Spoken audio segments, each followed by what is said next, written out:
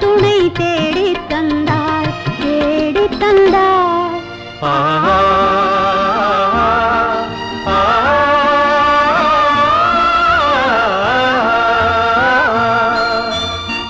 வானமெனும் வீதியிலே